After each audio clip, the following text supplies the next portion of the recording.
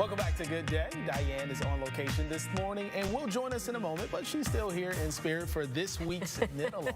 Of course. Now, I stopped by the Toledo Museum of Art, where you can not only see some amazing pieces in the gallery, but you can also get some inspiration in your next project. Check this out. Step inside TMA's museum store and you'll find all sorts of unique items, works of art by local artists, plenty of glass, but also some yarn, and not just any yarn.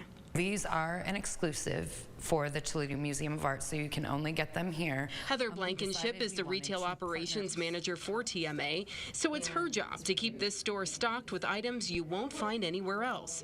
She came up with a way to showcase the fiber arts by working with a small yarn dyeing company in Ontario to create these skeins, inspired by pieces from TMA's collection. Monet's Antibes, Van Gogh's Wheatfield with Reaper, and Signac's The Grand Canal.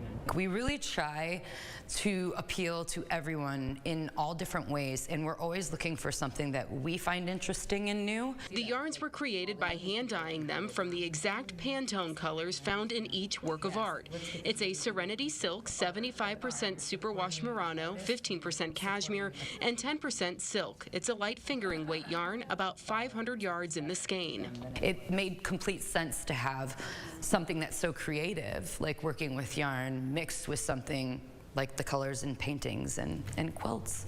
The yarn became so popular, TMA added another work from its collection, Bisa Butler's The Storm, the Whirlwind, and the Earthquake, a quilted portrait of Frederick Douglass. And that's probably been our most popular skein. The colors of that were so completely different, then they were bold and, so beautiful. Blankenship says the museum has seen a boost across all ages of people interested in the fiber arts, so the museum will continue keeping up with the demand.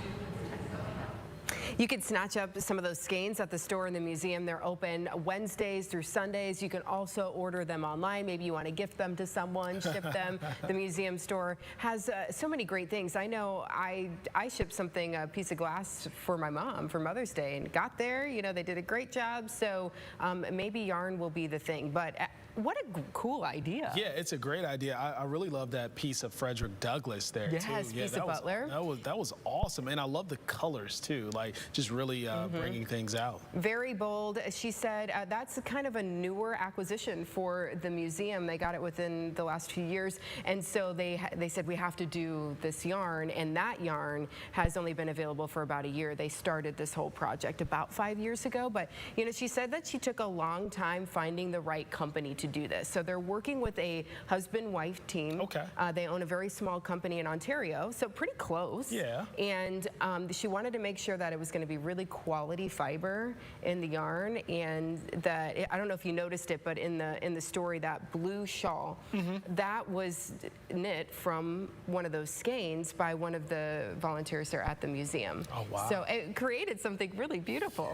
Yeah, that is gorgeous. Nice story. Yeah, well, thank you. Diane, I'll show you later, because I know you can't really see where you are right now, but you will be definitely impressed by this yarn.